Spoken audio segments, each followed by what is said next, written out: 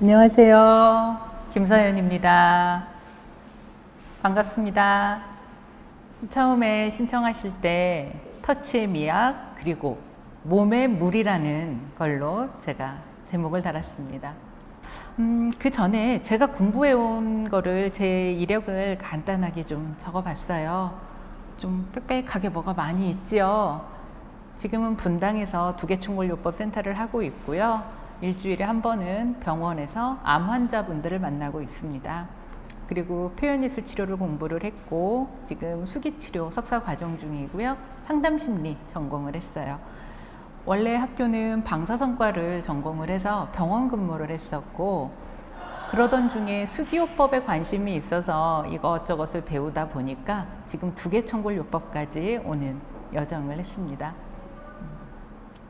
한번 봐주시고요. 지금 왼쪽에 있는 그림은 두개총골요법을 터치를 할 때 사진 많이 보셨을 거예요. 이렇게 가벼운 터치를 한다라는 이미지 사진입니다. 두개총골요법의 개요. 이게 두개총골요법이다 라고 말씀드리고요. 두개총골요법에서는 몸을 물과 티슈 두 가지로 봅니다. 예를 들어 우리가 병원을 가면 신경외과에서는 몸을 신경을 좀 많이 보죠. 정형외과를 가면은 뼈를 주로 봅니다. 물리치료과가 있는 재활의학과나 이런 데를 가면 또 신경과 근육을 보고요.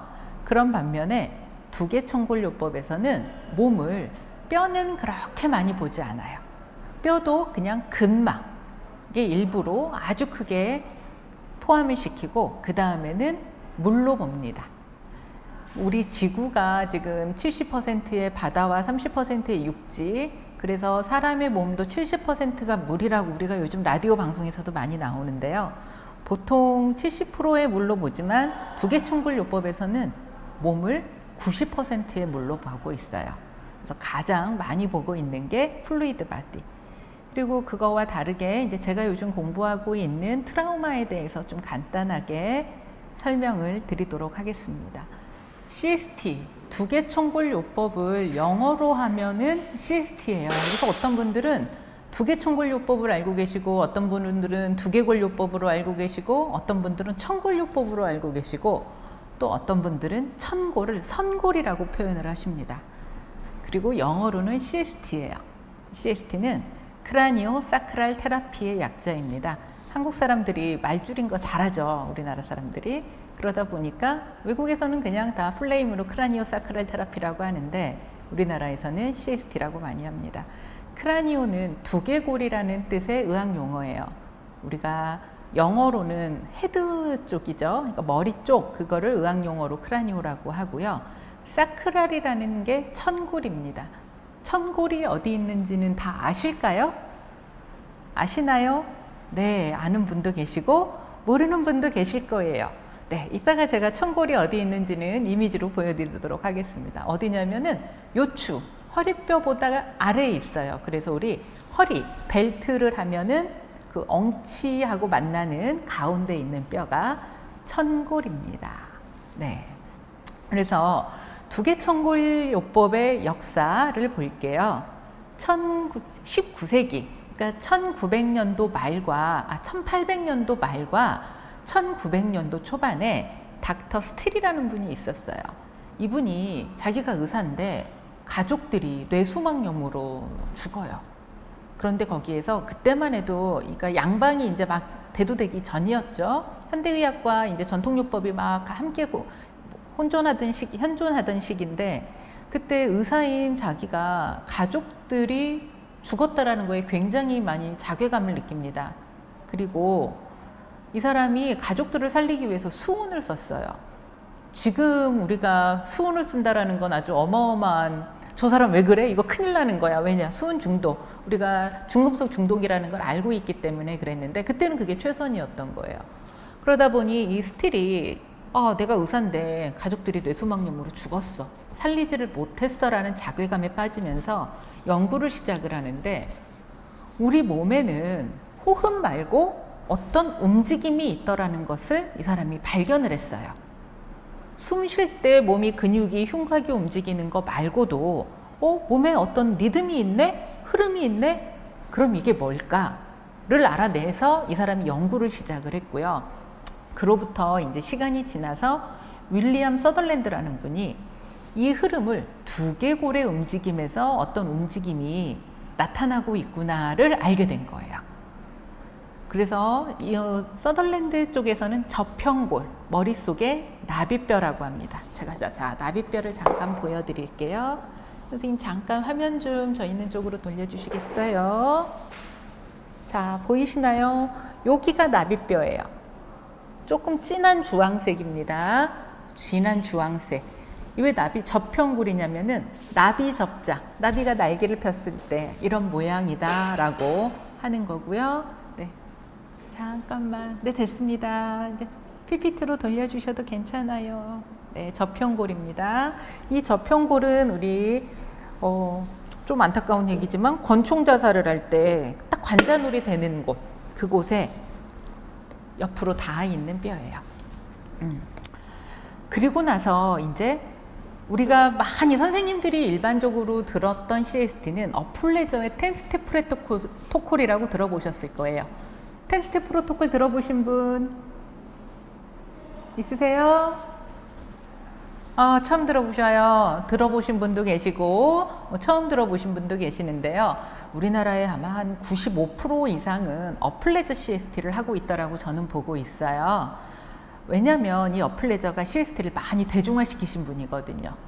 자폐라든지 어떤 발달장애 아이들의, 미국이 워낙 땅덩이가 넓으니까 이 사람들이 치료를 받으러 자주 올 수가 없는 거예요. 뭐 비행기 타고도 4시간이고 뭐 최소 1시간 이렇게 되다 보니까 엄마들한테 교육을 하려다 보니 어떤 매뉴얼이 필요했겠죠. 그래서 이 어플레저가 10스텝 프로토콜이라는 걸 만들어서 굉장히 보급에 많이 앞장을 섰고요. 이 10스텝 프로토콜이 많이 그래서 대중화가 돼 있어요. 우리나라에도 이제 많이 들어왔고요.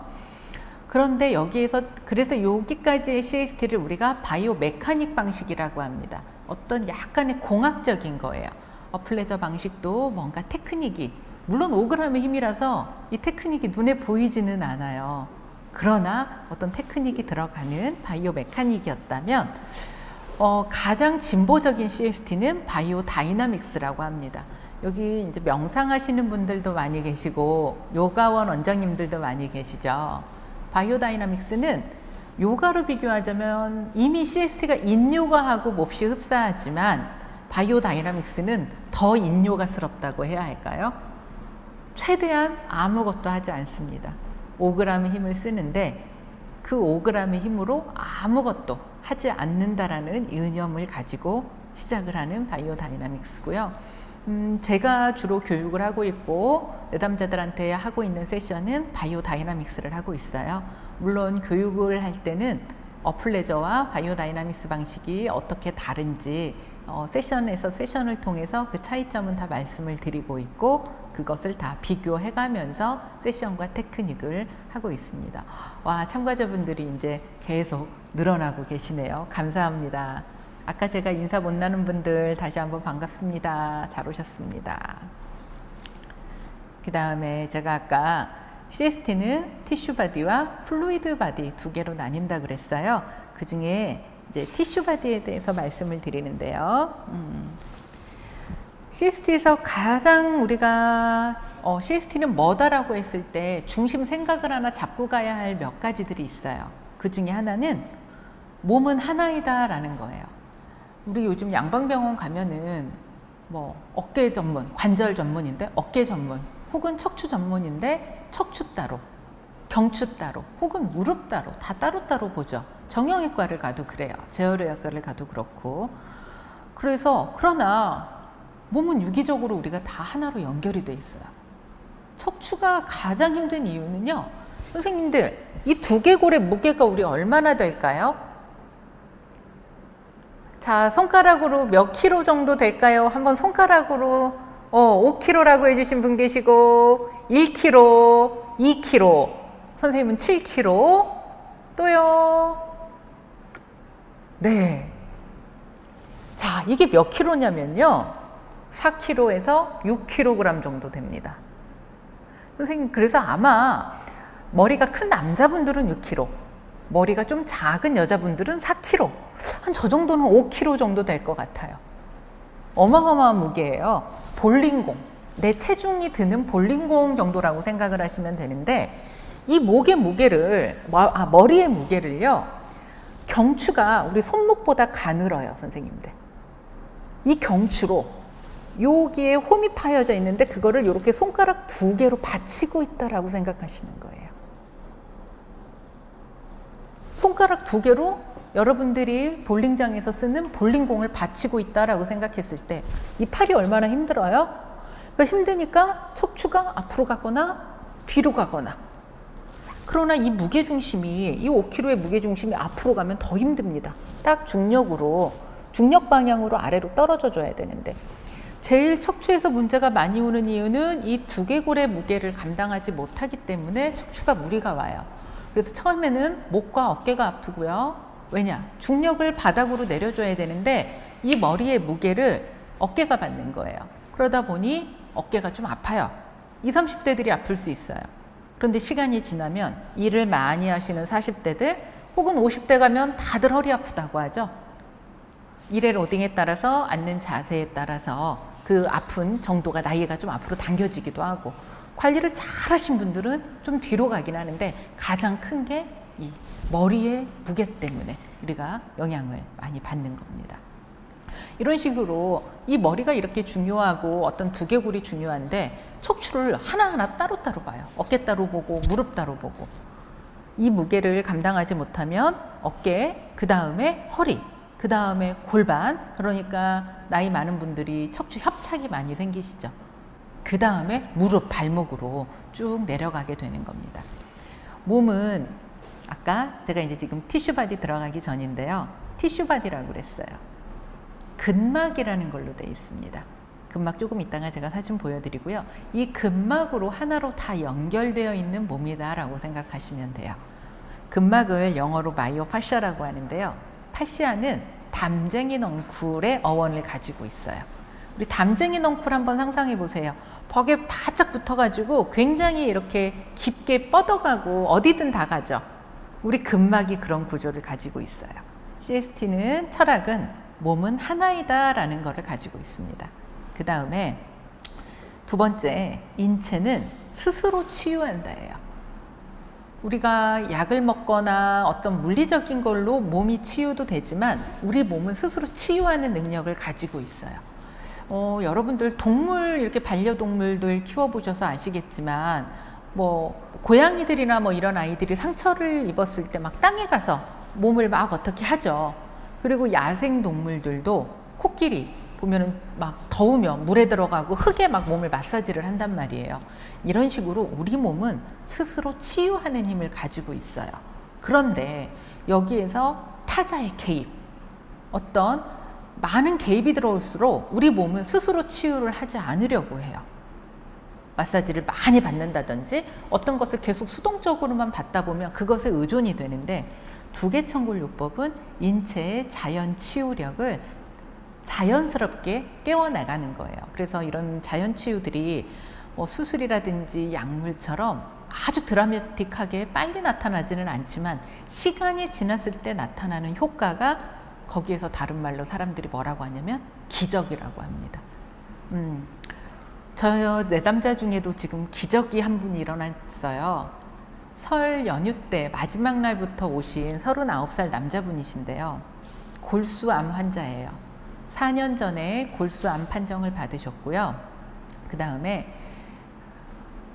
근래 2년 동안, 4년 동안은 매일 빨간 피, 적혈구가 들어간 빨간 피의 수혈을 받으셨어요. 그랬는데 세션을 받으시는 중에는 저한테 오실 때는 주 3회 빨간 피 수혈을 받으셨던 분인데, 세션을 받던 중에 그 수혈이 2번으로 줄었어요. 그러니까 2년 동안 적혈구 수치가 유지된 적이 한 번도 없었는데, 적혈구 수치가 유지가 된다는 건 몸에서 적혈구를 만들어내고 있다는 거죠. 골수암이라서 혈구를 만들어내지 못하는데 그래서 주 5회 적혈구 수혈을 받던 분이, 적혈구 포함 빨간 피 수혈을 받던 분이 주 2회에 혈장 수혈, 우리 보통 말하는 노란 피 있죠. 노란 피 혈장 수혈로 바뀌셨어요. 그랬는데 시간이 조금 더 지나니까 더 기적이 일어났어요. 한 번으로 바뀌었어요. 이분들이 2년 동안 적혈구 수치가 유지된 적이 없었는데 그게 주 1회로 바뀐다니까 너무 놀랍고, 매주 오실 때마다 목요일 혹은 토요일마다 오시는데 이날이 너무 기다려진다고 하세요. 그래서 저도 너무 많이 기쁘고 그분이 세션을 잘 받아주셔서 그저 감사함밖에 없는, 제게도 이런 기적 같은 분이 있으십니다. 네. 자, 그 다음에 우리들이 이제 세 번째, 기능과 구조는 서로 연결되어 있다는 거예요. 이 말은 어떤 말이냐면, 그동안에 우리는 수술을 하거나 어떤 무엇을 할 때 주로 구조를 다루었어요. 뭐냐? 수술을 통해서 어떤 기능을 바꾸는 거예요. 그렇죠. 불편하면, 허리 불편하니까, 디스크 때문에 불편하니까 수술해서 구조를 좀 바꿔서 이제 수술을 하면은 나아지는, 그래서 구조를 바꿔서 기능을 편하게 했던 건데, 두개천골요법은 꼭 구조만을 보지 않습니다. 주로 오일이 메인이 되는 것은 기능이라고 보시면 돼요. 자, 보세요. 구조가 기능을 지배한다면 저는 가장 이해도가 높았던 게 뭐였냐면 루게릭 환자들을 봤을 때였어요. 루게릭 환자들이 근육이 나중에 소실이 되면은 이 갈비뼈, 렁케이지가, 폐가, 근육이 소실이 되면서 폐가 소실이 되고, 그렇게 되면은 나중에 뼈가 이렇게 주저앉듯이 폐 모양으로 같이 맞아져요. 상상이 되세요? 보세요. 갈비뼈, 립케이지 안에 폐가 꽉 차 있었는데 그 폐가 근육이 소실이 돼서 사라진다면 폐가 있던 그 근육의 자리와 립케이지, 뼈의 사이에는 공간이 비어야 돼요. 그런데 어떻게 되냐? 뼈의 구조가, 폐의 구조가 바뀔 때 뼈의 구조도 바뀌게 되는 거죠. 또 마찬가지로 폐의 기능이 달라질 때 뼈의 구조가 바뀐다는 거예요. 그래서 이것과 요즘 연결되는 것은, 혹시 소매틱이라는 말 들어보셨나요? 소매틱. 요즘 소매틱의 대표적인 게, 제가 먼저 공부하고 있는 걸 말씀드리겠습니다. 타말파라는 표현예술 치료가 있고요. 펠딩크라이스 혹은 알렉산더 테크닉. 이름 정도는 들어보셨을 거예요. 이런 쪽에서 우리가 추구하는 것은 구조가 기능을 지배한다. 이 부분이 아니라 기능이 구조를 바꾼다라는 개념이에요. 그래서 예전에는 헬스장에서 팔굽혀펴기 100번 해야 돼, 런닝머신 1시간 뛰어야 돼, 그러면서 우리가 텔레비전을 보고 뛰고 음악 듣고 뛰었다면, 이 기능이 구조를 바꾼다라는 의미는 뭐냐면 아주 미세한 움직임이지만 오히려 몸을 움직여서 이 몸의 신경을 뇌에다 전달해 주는 거예요. 그래서 너 지금 움직였어 라는 사인을 머리에다 준다는 거죠. 이게 이제 그렇게 제가 조금 더 부연 설명을 해드렸어요. 그리고 가장 중요한 거, 몸과 마음은 하나이다. 공감하실까요? 네. 그동안 마음이 아프신 분들은 주로 상담만 받으시고, 몸이 아프신 분들은 이렇게 요가를 하든 헬스를 하든 혹은 병원을 가든 따로따로 이분화돼서 봤어요. 그러나 저는 두개천골요법을 하고 있지만 가장 중요한 건 마음이라고 생각을 해요. 어떤 불편한 마음, 해결되지 않은 감정들이 몸에 계속 쌓이면서 공간감을 차지하죠. 그래서 여러분들 보면 우리 막 열받으면 어때요? 막 끌어오르죠? 막 답답해서 가슴 치죠? 왜냐? 이 불편한 감정이 지금 가슴에 꽉 채우고 있으니까 내가 압도돼서 답답한 거예요. 또 어떤 분들, 우리 비행기 못 타시는 분들, CT나 MRI 검사할 때 겐트리 안에 좁은 데 들어가야 되는데 가면 답답해요. 그러면은 수면 마취하고 검사 받는 분도 계세요. 저희 엄마가 그랬어요. 그런 분들이 뭐냐? 내 몸에 해결되지 않은 감정들이 꽉 차 있기 때문에 이게 이제 오라라든지 어떤 에너지층으로 있는 거예요. 그래서 공황장애 혹은 폐쇄공포증도 다 마음에서 오는 거죠. 마음에서 해결이 되지 않은 게 차곡차곡 쌓이다 보면은 역치를 지나서 몸이 불편해지는데, 이거를 우리가 요즘 하는 말로 신체화 현상이라고 합니다. 들어보셨나요? 네. 못 들어보셨어요. 알고 계시면 이제 신체화 현상이라는 게 심리 쪽에서도 많이 다루어지고 있는 부분이에요. 대표적인 신체화 현상이 뭐가 있냐면, 여자분들 명절 증후군. 명절 때 되면 아프죠. 네, 그게 마음이 몸을 아프게 하는 아주 대표적인 현상이라고 봅니다. 네, 이게 이제 CST에서 가장 중요한 4가지 철학 중에 하나였어요. 우리 몸은 스스로 치유하는 거, 그게 정말 또 아름다운 일이고요. 지금 화면 한번 보실까요? 제가 티슈바디라고 해가지고 근막을 사진에다 띄워놨어요. 이게 근육과 근막 사이를, 근육과 근육 사이를 이렇게 띄워보면은 이렇게 근막이 있습니다. 마치 우리 랩 있죠? 크림랩 같이 탄성이 있어요. 늘어나요. 늘어나서 따뜻할 때는 더 많이 늘어나고 추울 때는 약간 이렇게 경직이 되니까요. 오그라드는 느낌이 있어요. 이게 그런데 무엇하고 연결이 되어 있느냐? 감정하고 연결이 되어 있습니다. 쉽게 말해서 트라우마 상태라든지 우리가 화가 나 있는 상태는 딱 프리즈 상태, 얼어 있는 거랑 같은 상태예요. 그렇기 때문에 그럴 때 근막이 긴장, 경직이 되어 있고 그러다 보면 어떤 근골격계 통증이라든지 흉경방이 꽉 닫히면서 호흡이 조금 어려워진다든지 그런 일들이 일어나는 거죠. 자, 여기 보시면 이렇게 하얀 막이 이제 근막의 일부예요. 조금 이제 이미지로 좀 보이시지요? 그리고 옆에는 이제 신경계입니다.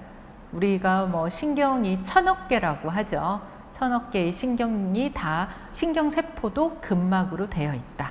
두개천골요법에서는 이렇게 보고 있습니다. 자, 그 다음에 척추 사진을 보여드릴게요. 스파인이라고 합니다.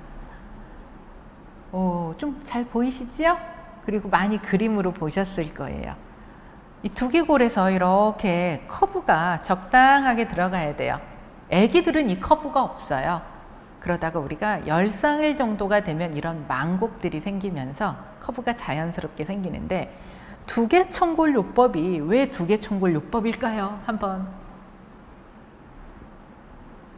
그냥 한번 안 들리지만 한번 생각으로 해보세요. 왜 두개천골요법일까요? 네, 제가 말씀드릴게요. 두개골과 여기 청골, 제 마우스 보이시나요? 청골 사이에는 뇌척수액이 흐르고 있어요. 뇌척수액 들어보셨죠? 뇌척수액이 언제 검사를 하냐면 뭐 뇌염이라든지 뇌수막염이라든지 이런 뇌척수액의 건강도를 검사를 할 때 어디서 검사를 하냐? 여기 요추 뒤에서 그 뇌척수액을 주사기로 빼요. 그래서 검사를 합니다. 염증이 있는지 뇌척수액이 어떠한지를 이제 검사를 하는데 그러기 전에 이 척추의 구조를 볼게요. 이렇게 머리에서부터 이렇게 꼬리뼈 여기 뒤 S2까지 뇌척수액이 흘러요. 이 여기가 원래 어렸을 때 아기 때는요. 이 뼈가 원래 5개예요. 그래서 어떤 데서는 그리고 여기 꼬리뼈도 원래 3개입니다. 3개인데 붙어서 나중에 하나가 돼요. 어떤 책에서는 그래서 척추가 33개라고 하는 책이 있고요. 어떤 데는 26개라고 하는데 마우스 안 보이세요? 그러면 볼게요. 여기 삼각형 뼈 있죠? 삼각형 두 번째 왼쪽에서 두 번째 삼각형 뼈에 구멍이 4개가 뚫려 있어요. 보이시죠? 구멍이 4개가 뚫려 있는데 그 중에 두 번째 구멍이 S2예요. 사크랄, 청골 두 번째라는 뜻입니다.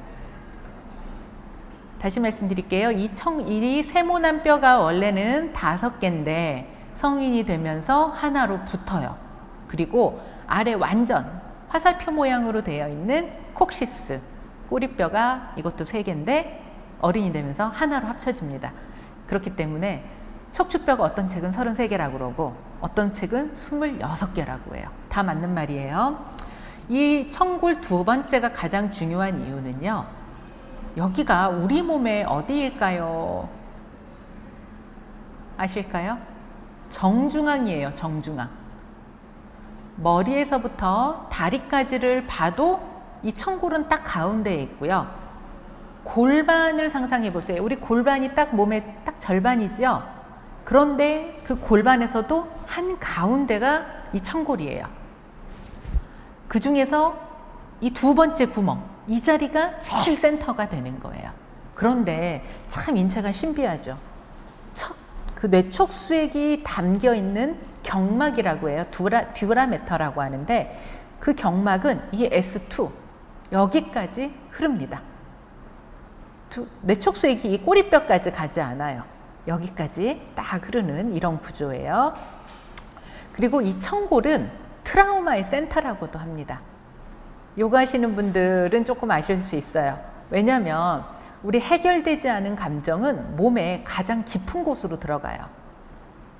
고유 수용성 감각기관은 이따 제가 뒤에서 설명을 드리는데, 해결되지 않은 깊은 감정들은 몸 안으로 들어가면서 고유 수용성 감각기관이라는 것은 뼈 마디마디 사이에 가장 많아요. 뼈 마디가 가장 많은 곳이 어디일까요? 우리 몸에서.